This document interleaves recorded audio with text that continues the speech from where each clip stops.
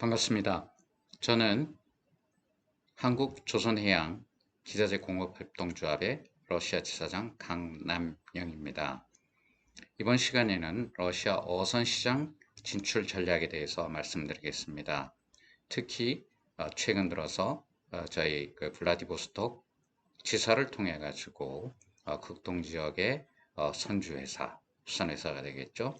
조선소, 설계회사 등과 미팅을 가지면서 가장 중요하게 대두되고 있는 공동 설계, 공동 건조 분야에 대해서, 어선의 공동 설계, 공동 건조에 대해서 집중적으로 말씀드리도록 하겠습니다. 목차를 보게 되면은 저희 코메아에 대해서 간략한 소개를 드리도록 하겠습니다. 그리고 러시아 조선 산업이 지금 현재 어떻게 진행되고 있는지, 정부의 개발 정책, 발전 정책은 어떻게 되는지, 신조선, 그리고 설계, 이러한 부분들에 대해서 말씀드리겠습니다. 특히 이제 어선 설계하고 건조에 관련한 걸 해가지고 러시아가 어떠한 문제점을 갖고 있는지를 도출해서 그 문제점을 해결하기 위해 가지고 어떤 전략으로 한너가 어선 분야에서 협업을 추진해 나갈 것인가에 대해서 말씀드리도록 하겠습니다. 마지막으로 이러한 한너 간의 어선 공동 설계, 공동 건조를 하였을 경우에 어떠한 정성적, 정량적 효과를 기대할 수 있는지에 대해서도 같이 말씀 나눠보도록 하겠습니다. 먼저 저희 조합에 대해서 간략히 말씀드리겠습니다. 저희 코메아의 가장 중요한 목표는 우리 국내 기자재 기업들이 글로벌 해외 시장에 진출할 수 있는 것을 하는 것을 지원하는 것을 목표로 하고 있습니다. 전 세계 5개국의 해외 지사를 두고 있으며 2019년에는 상트페테르부르크에 그리고 2020년에는 블라디보스톡에 지사를 설립했습니다. 현재 총 254개의 회원사를 보유하고 있습니다. 러시아에는 상트페테르부르크와 그리고 블라디보스톡에 이렇게 두 곳에 지사가 있습니다. 한 나라에 두 곳이 있는 거죠. 하지만 이 두 곳이 워낙 지리적으로도 멀리 떨어져 있기도 하지만은 가장 중요한 시장 자체가 다르다는 겁니다. 러시아의 상트페테르부르크 같은 경우는 기자재의 시장 진출을 할 수 있는 그러한 조선소들이 거의 뭐 80% 정도가 몰려 있습니다. 그러다 보니까 그 주변으로 해서 기자재를 공급하는 그러한 기업들도 있고 설계회사들도 대부분 그쪽에 있습니다. 그러다 보니까 이런 기자재 중심의 마케팅과 영업을 전개해 나갈 수 있는 곳이 바로 상트페테르부르크라고 말씀드릴 수가 있고, 반면에 블라디보스톡은 약 80%의 어선들이 조업을 하고 있는 것입니다. 그러다 보니까 개별 기자재에 대한 영업보다는 어선 전체에 대한 신조 영업 또는 이런 어떤 수리조선에 대한 그러한 영업을 중점적으로 추진해 나가야 되는 그런 차이점들이 있습니다. 그래서 러시아는 두 개의 지사가 열심히 뛰고 있습니다. 먼저 블라디보스톡 같은 경우에는 말씀드린 것처럼 어선 중심의 업무를 수행하고 있고요. 80% 이상이 조업을 하고 있습니다. 그래서 어선 공동 설계, 공동 건조, 그리고 어선용 기자재에 대해서 단품이 아니고 패키지로 공급할 수 있는 그러한 시스템을 구축하고 있습니다. 또한 어선 전체 어선의 전생애 주기 관리 시스템도 구축하고 있습니다. 다음으로 상트페테르부르크 지사의 역할을 보시게 되겠으면 조선 및 기자재 공급을 위한 협력 체계를 구축하는 걸 목표로 하고 있습니다. 실질적으로 지금 이제 러시아 북서부 지역의 조선소들에게 저희가 기자재를 납품하고 있습니다. 그리고 이제 말씀드린 것처럼 조선산업의 80%가 집적되었기 때문에 러시아 조선산업의 핵심 지역이라고 말씀드릴 수가 있습니다. 그와 더불어서 선주사, 조선소, 설계사, 기자재 공급기업 등과의 높은 접근성으로 인해서 영업 수행 및 상호 협력이 용이한 부분이 있습니다. 2021년에는 특히 저희가 LNG 벙커링 추진선에 들어가는 그러한 FGSS 연료 공급 장치라든지 LNG 탱크 이러한 핵심 기자재 공급에 집중을 하고 있습니다. 블라디보스톡 지사와 협력해서 어선 공동 설계, 공동 건조도 추진하고 있습니다. 이것은 무엇이냐면은 이 극동 지역의 좁은 80% 러시아 전체 업의 조업의 80%를 차지하고 있지만 건조 자체는 서북부 지역, 북서부 지역에서 많이 이루어지고 있습니다. 그렇다 보니까 설계 회사도 북서부 상트페테르부르크를 중심으로 하는 곳에 몰려 있고 조선소도 물론 그쪽에서 짓고 있습니다. 상트 지역에서. 그러다 보니까 이쪽에서도 극동 지역에 대한 어선 공동 설계, 건도 건조를 위한 지원을 해야 되는 그러한 시스템이 되어 있습니다. 다음으로 이제 러시아 조선산업 현황에 대해서 말씀드리겠습니다. 2035년까지 러시아 조선산업 개발 전략이라는 것이 있고요.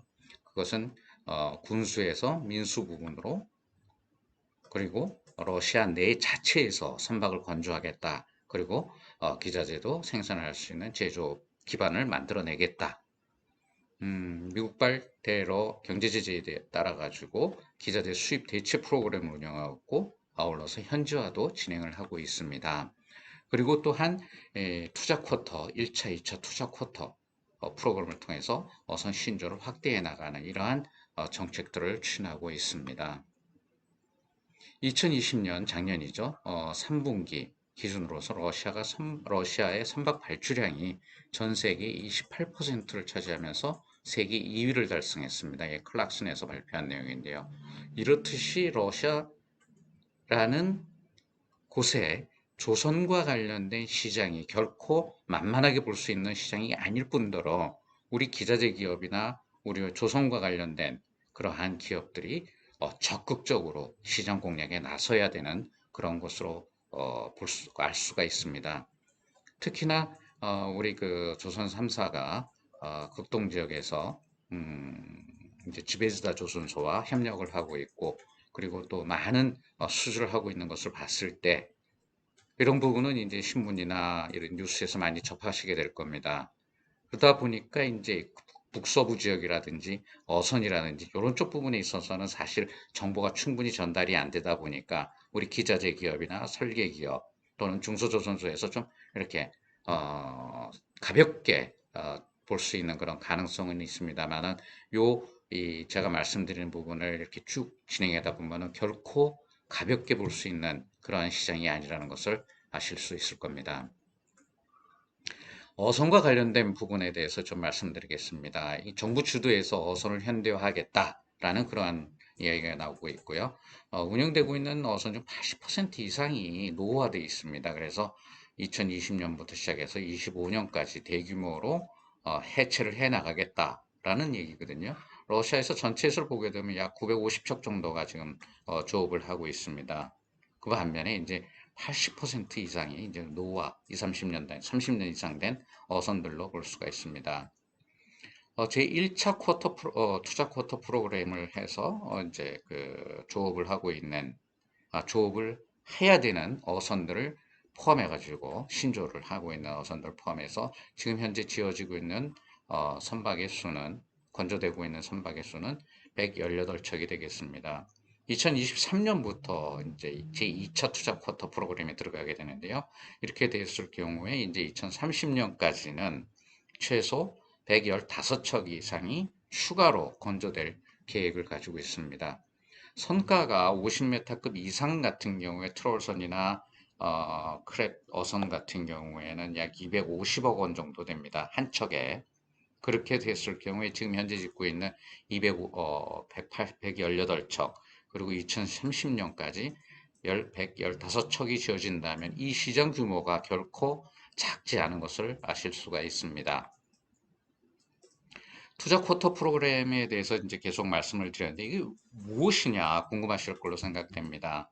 러시아 정부가 조업을 하기 위해서 수산회사들에게 요 지역에서 조업을 해라 몇 톤까지 조업을 할 수 있다라고 해가지고 쿼터를 분할해서 이렇게 매각을 합니다. 이랬을 때 수산회사가 이걸 구매를 할 때 정상 가격의 반절 이하 가격으로 이렇게 그 매각을 하게 됩니다. 그랬을 경우에 옵션으로 들어가는 게, 자, 그러면은 50m급 이상의 배를 한 로트당 배를 짓거나 또는 어류 가공 공장을 지어라 라고 하는 옵션이 따라 붙게 되어 있습니다. 보시면은 바로 어선 신조를 많이 하겠다는 이 조선 산업을 부흥하겠다는 러시아 정부의 강력한 의지가 드러나는 부분이 있습니다. 아울러서 러시아 내의 조선소에서 건조할 때는 계약 가격의 약 30%까지 보조하는 그런 혜택도 있습니다. 자, 러시아를 보시게 되면은 이쪽 북서부 지역에서는 주로 이제 바렌츠해에서 조업이 이루어지고, 극동 지역에서는 이제 아호tka 지역에서 해역에서 조업이 이루어지고 있습니다. 1차 투자 포터 프로그램으로서 지어지고 있는 트롤선이나 크레베 어선을 보시게 되면은 북쪽과 그리고 북동쪽 다 합쳐서 약 90척이 건조되고 있고, 수산물가 공장은 24곳이 지어지고 있습니다. 2차 투자 쿼터 프로그램이 2023년에 진행될 예정으로 있거든요. 그랬을 경우에 이제 총 90척 이상이 다시 투자 쿼터 프로그램에 의해서만 신조가 예상되고 있습니다. 1차 쿼터 때도 약 90척이었는데요.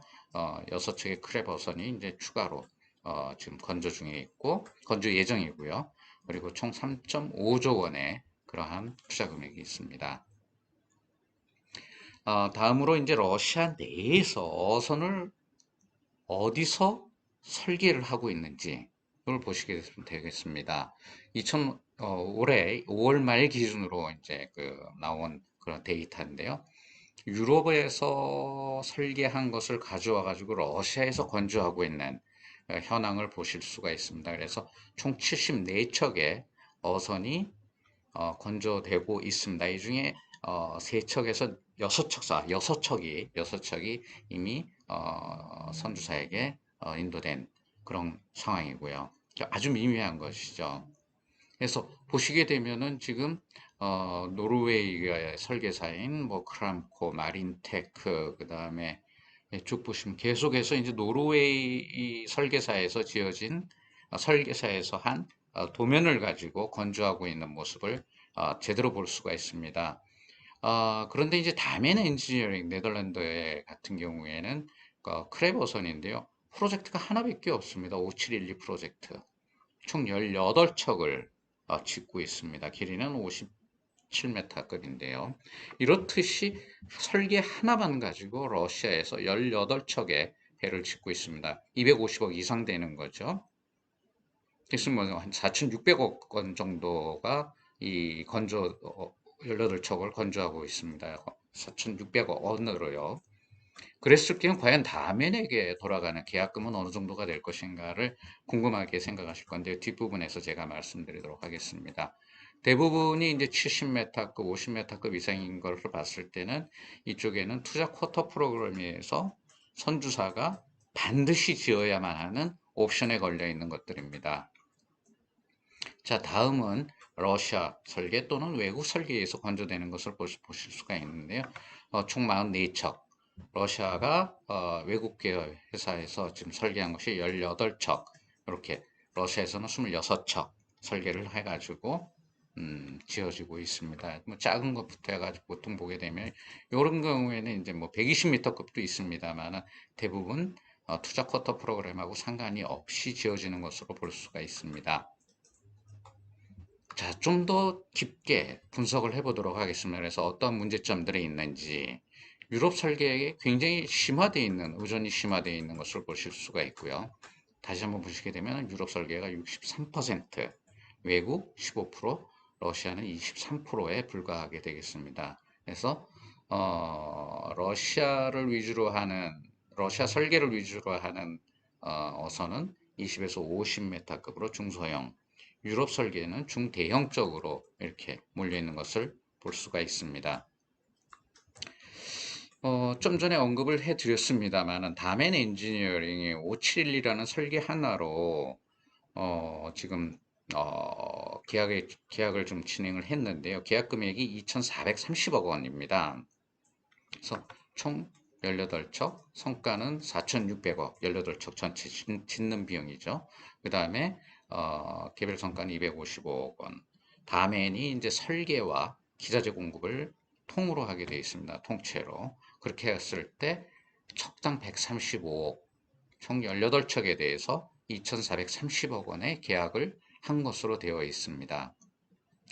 다멘으로서는 굉장히 나이스한 그런 계약을 체결을 하게 된 것인데요. 사실은 이 부분에 내적으로 깔려있는 굉장히 많은 문제점들이 있어가지고 러시아의 선주사들 6개 선주회사가 이 계약에 같이 연계되어 있습니다만은 설계 부분이라든지 기자재 공급의 시기라든지 이런 것들에 있어가지고 굉장히 좀 애로사항을 겪고 있습니다. 이런 부분에 있어가지고 한국과 러시아가 어떻게 협력해서 이런 부분들을 어려운 점들, 이런 고통을 제거해 나갈 것이고 그 제거를 함과 동시에 이제 공동으로 윈윈을 해 나갈 수 있는 것이 있는지 계속 살펴보도록 하겠습니다.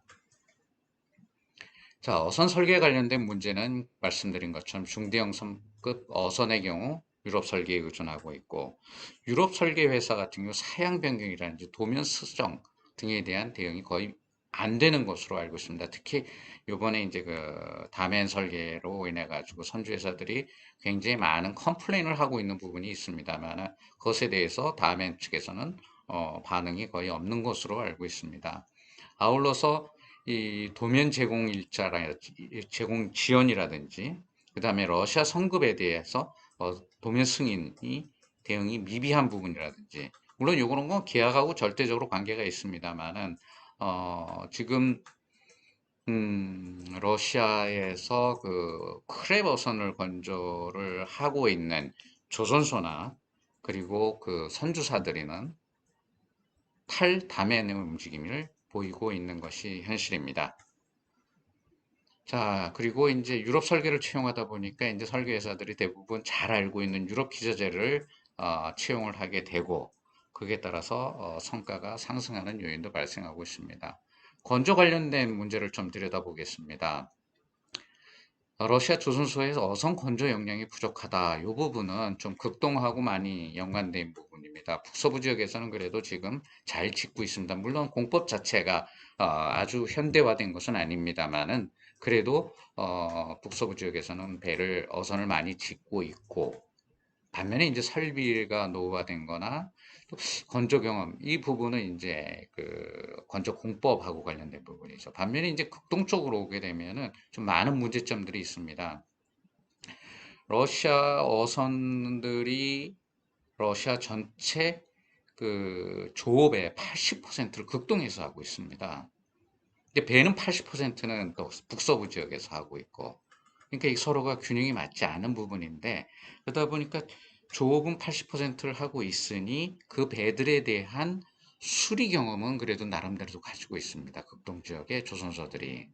하지만 신조 부분에 있어서는 굉장히 좀 열악하겠죠. 그러다 보니까 납기가 지연되고 지연되는 데 문제점들이 많이 드러나고 있습니다. 그거와 마찬가지로 이제 그 미국발 대러시아 제조로 해서 기자재 공급망이 좀 망가져 있는 탈유럽 정책도 있습니다만은 기자재 공급이 문제가 있습니다. 재정 악화 그리고 유럽 기자재 공급 일정 차질 등으로 인해 가지고 선박 인도 일정이 지연이 되게 된 경우에는 투자 쿼터를 환수를 당할 수가 있습니다. 이 말씀은 결국 배를 지어도 투자 쿼터가 환수되면은 러시아 내에서 조업을 할 수 없는 그런 상황이 되기 때문에 선주회사, 수산회사 입장에서는 굉장히 큰 문제점이 되어질 수가 있습니다. 그렇다면 이러한 문제점들을 해결할 수 있는 방법은 무엇이 있겠는가를 지금부터 알아보도록 하겠습니다. 자, 개념 설계 단계부터 생산 단계까지 전 그 설계 과정에서 한러 양측이 설계를 공동으로 해나가자. 그랬을 경우에 어떻게 했는가라는 겁니다. 그래서 트롤로선과 크레버선의 표준선형을 공동으로 개발했을 경우에 이미 표준선형이 발견되기 때문에 설계 비용도 절감할 수가 있게 됩니다. 그러니까 투자 쿼터 프로그램을 받게 되면 그로부터 6개월 내에 계약을 체결을 해야 됩니다. 조선소하고 수산회사가. 근데 그 계약을 체결하기 위해서는 계약 체결하면 바로 설계가 이제 들어오고 조선소가 이제 건조를 시작을 해야 되는데 이 6개월 내에 이 그러니까 설계를 확정을 줘야 되는데 그러다 보니까 이제 유럽에 있는 유명한 설계 회사들이 이렇게 이제 컨트랙트 디자인만 한 것을 가지고 선뜻 계약을 하게 되는 거죠. 그래서 지금 문제가 되고 있는 것들이 현실로 나타나고 있는 겁니다. 그렇기 때문에 이제 건조 비용도 비싸지고 설계 비용도 비싸고 설계 도면도 제대로 안 나오고 기자재 공급도 안 되는 이런 총체적인 문제점이 드러나고 있는 거죠. 그렇기 때문에 한너 양국이 그런 어떤 설계, 이 개념 설계부터 생산 설계까지 공동으로 추진했을 경우에는 설계 비용이라든지 설계 기간을 단축하고 결국 이것이 성과 절감 효과를 나타낼 수가 있습니다. 처음은 먼저 어선으로 시작하겠지만 상선 분야로 협력을 확대 발전해 나갈 계획을 가지고 있습니다. 자, 그럼 어떻게 한국도 설계 기술, 어선 설계를, 아, 어선을 지은 지가 한참 됐고, 최근 들어서 이제 다시 짓기 시작을 했고, 그러다 보니까 설계에 대한 충분한 노하우도 갖고 있지 않은 것이 현실입니다. 참 안타까운 부분이죠. 러시아 어선 선주회사가 저희한테 그냥 한국에서 지은 배, 이미 실증이 되어진 그러한 어선을 또 지어달라. 한국 설계로. 뭐 60m급 이상을. 이런 요구를 제가 종종 받습니다. 하지만 저희가 대응을 할 수 있는 그러한 준비가 안 되어 있는 거죠. 그러다 보니까 그렇다면 좋다. 항로가 같이 개념 설계하고 기본 설계하고 상체 생산 설계를 하자라는 얘기가 나오고 만들어지게 된 겁니다. 전략이. 그래서 유럽 설계를 통해서 실제 건조 및 검증이 완료된 그런 어떤 선종 개발에 참여한 러시아 설계사와 협업을 해나가자. 결국 유럽 설계를 가지고 러시아에서 건조를 할 때 참여한 러시아 설계사가 경험을 가지고 있는 설계사와 우리 한국이 같이 공동으로 개념하고 기본 설계에서 표준 선형을 만들어내자라는 그런 말씀입니다. 그리고 이렇게 했을 경우에 이제 현지 수산회사나 요구사항이 적절하게 반영이 될 수가 있고 러시아 선급 규정 또한 적절하게 적용할 수 있는 그러한 것으로 되어집니다. 그래서 상세 설계, 생산 설계는 한국 설계사가 중심으로 해서 한국 기자재의 패키지 공급을 위한 반영을 하고 선행의정에 블록 공법에서 그러니까 건조 기간을 단축하고 건조 비용을 줄일 수 있는 그러한 설계를 반영해서 한너가 공동으로 설계를 해나가자라는 그러한 제안들을 저희가 러시아 수산회사, 수산청 그리고 조선소들에게 제안을 하고 있는 그러한 상황입니다. 공동 건조 부분에서는 이 건조기술 협업, 양국이 이제 어선 건조기술력을 동시에 같이 올릴 수 있는 그런 것으로 볼 수가 있습니다. 특히 극동 지역의 조선소는 신조 경험이 부족하므로 기술적 파트너로서 한국과의 협력을 이렇게 원하고 있습니다. 헐 블록을 이제 분할해서 제작하는 건데 이제 2020년까지는 러시아에서 55%, 한국이 45%까지 양쪽 블록을 건조할 수 있는 그러한 가능성이 있습니다. 이거는 이제 러시아 정부의 현지화 비율의 정책에 맞게끔 이렇게 진행해 나가는 겁니다.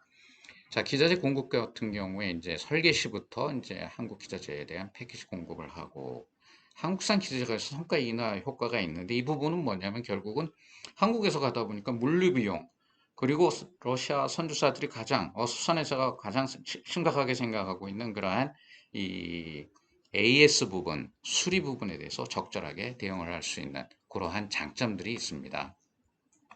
아울러서 전생애주기 관리 시스템 구축을 하게 되는데요. 러시아의 수산 경쟁력 확대를 위한 설계 및 건조뿐만 아니고 협업뿐만 아니고 관리, 수리, 스페어 파트 공급망까지 이런 전 분야로 협력을 확대할 필요가 있습니다. 그래서 이제 전생애주기 관리 시스템 구축을 하고 원활한 AS 대응을 위해 가지고 코메아의 러시아 지사가 그런 어떤 지원센터, 콜센터 역할을 해나갈 수가 있습니다. 그리고 러시아 정부의 또 주요 정책 중에 하나는 선박 수리를 현지에서 해라, 외국에 가지 마라 라고 하는 것도 저희가 지원을 할 수가 있는 상황입니다. 마지막으로 이제 경제적인 조업을 위해서 선박 관리 시스템도 구축을 같이 해나가는 그런 협업 체계를 가져갈 수가 있습니다. 그럼 지금부터 이제 제가 말씀드리는 거는 이런 것들을 이제 저희가 제안하고 또 같이 협업을 하자고 하는 이런 것들의 배경은 저희가 그동안 코미아 러시아 지사가 이런 네트워크를 구축했던 그러한 경험들 그리고 기자재를 공급했던 그런 이 경험들을 통해 가지고 러시아가 힘들어하는 부분, 한국이 도와줄 수 있는 부분들을 만들어내게 된 거죠. 그래서 어선 공동 설계, 건조 관련된 협력 현황을 좀 말씀드리면은 나우트카 조선소 같은 경우에 이제 5712 크랩 어선에 대해서 공동 건조를 지금 협상 중에 있습니다. 그리고 어선의 설계사와 협력하는 부분은 이런 회사들과 이제 공동 설계를 하자, 트롤선 및 크랩 어선을 표준 선형을 개발하자고 저희가 이제 제안을 해 놓은 것이고요. 주요 선주사, 수산회사와는 이제 노레보라든지 안테이, 무르만 실드라든지 페스트 이런 기업 이 수산 회사들과 저희가 협력을 제안하고 있습니다. 특히 무르만스크 주정부 같은 경우는 현재 이제 어선 수리 단지를 건설하고 있는데 한국이 이제 기술적 파트너로서 참여를 이렇게 원하고 있는 이러한 것들이 있습니다. 이렇게 저희가 러시아의 조선소, 설계사, 선주사, 지방정부 이런 곳들과 만나서 계속해서 저희가 어떤 것을 어떻게 협력을 할 수 있는지를 발굴하고 그것에 따라 가지고 공동 설계, 공동 건조를 하자는 그러한 결론까지 도달하게 된 거였습니다. 그래서 러시아 이제 조선통합공사, 연방수산청 등에서도 보게 되면 이제 까라벨이라고 하는 그런 뉴스 매체인데요. 작년 9월 22일 날 이제 USC의 그 러시아 조선통합공사 사장께서 이제 어선 현대화 프로그램에 따라서 크랩 어선 공동건조를 코메아 쪽에 제안을 했다. 이런 얘기도 발표를 하셨고 실질적으로 있습니다. 연방수산청은 이제 남극해에서 크릴새우 조업선을 건조하는데 한국이 참여할 것을 제안했다라고 하는 게 올 5월 달에 수다스트라인이라고 하는 뉴스 매체에 게재된 것이 있습니다. 자, 이제부터 이제 가장 중요한 이제 정성적 기대 효과를 말씀드리겠습니다. 그러니까 공동 설계를 통해서 표준 선형을 개발했을 경우에 이제 우리 한국도 어선을 설계할 수 있는 능력도 가져가게 되지만은 유럽도 이제 러시아도 유럽 설계에 의존적인 그런 구조를 탈피할 수가 있게 됩니다. 그리고 이제 한국산 기재재 패키지 공급을 하게 되는 거죠. 이랬을 경우에 이제 납기 단축도 이루어지고, 예, 공동 건조를 통한 시장 진출 확대, 선행이전이면 블록 공법으로 건조 기간을 단축하고, 또 전생애 관리라는 것을 통해 엔지니어링 서비스도 하고, 조선소 현지화를 위한 장비, 시설재 공급망도 확대해 나갈 수 있는 정성적 효과가 있습니다. 그래서 한러 조선산업 분야의 협력 확대를 보면 나인 브릿지 중에 하나인 조선산업에 또 협력을 극대화해 나갈 수 있는 그러한 것이 될 수가 있겠습니다. 마지막으로 이제 정량적 효과를 보시게 됐는데요. 1차 투자 쿼터 프로그램을 분석하고 그리고 러시아 최대 크랩조 수산회사는 안테이 그룹과의 협상 과정에서 수집한 정보를 바탕으로 분석을 했더니 요게 지금 아까 그림을 한번 보여드렸습니다만은 5712 크레버선을 가지고 다면이 설계와 기자재 공급하는 것만으로도 135억 척당 그래서 총 2,430억 원의 기자재를 계약을 한 것을 볼 수가 있습니다. 그렇다면 2차 투자 프로그램에서를 보게 되면은 2023년에 있는 안테이 그룹은 총 10척의 크레버선을 건조할 계획으로 나타나 있습니다. 여기에 대해서 공동설계, 공동건조, 기자재 패키지 공급, 수리 지원 이런 포괄적인 그러한 협력 체계를 가져갈 필요가 있을 거고 그랬을 경우에 지금 10척만 봤을 때 계약가를 저희 한국과 뭐 설계하고 기자재 공급하는 거를 척당 약 100억 원으로 쳤을 경우에 총 계약금을 설계 기자재 했을 때는 10척에는 약 1,000억 원에 가까운 그러한 계약을 만들어낼 수가 있을 것입니다. 여기에 대해서 공동건조, 조선소 현대화 프로그램, 그리고 수리 관련 등을 이렇게 포함하면 이 계약 금액은 더 커질 것으로 생각이 되어집니다. 이렇듯이 러시아 시장도 들여다봤고 저희가 러시아의 조선소 그 관련된 기관들, 예, 조선통합공사라든지 수산청이라든지 이런 곳, 그리고 선주회사, 조선소, 설계사들과 이런 미팅을 통해 가지고 저희가 러시아가 이러한 부분이 힘들구나. 이런 힘든 부분을 해결하기 위해서 한국은 무엇을 할 수가 있고 한국의 또 약한 부분 이 개념 설계라든지 이런 부분의 약한 부분은 또 러시아하고 공동으로 만들어낼 수 있는 것들을 찾아낼 수가 있었습니다. 러시아 시장의 사이즈, 규모를 제가 말씀드렸습니다만 결코 작지 않은 시장입니다. 또 러시아 시장이 굉장히 가지고 있는 충성도 또한 굉장히 높습니다. 지금 현재 러시아 시장이 가지고 있는 가장 큰 고통을 우리가 서로 협업을 통해 가지고 해결할 수 있다면 그 큰 시장을 기자재뿐만 아니고 설계 능력, 그리고 건조까지, 그리고 후속에 있어서는 AS 부분이라든지 수리 부분까지도 같이 협업을 해나가면서 시장을 더욱 크게 확대해 나갈 수 있을 것으로 확신합니다. 경청해 주셔서 감사합니다.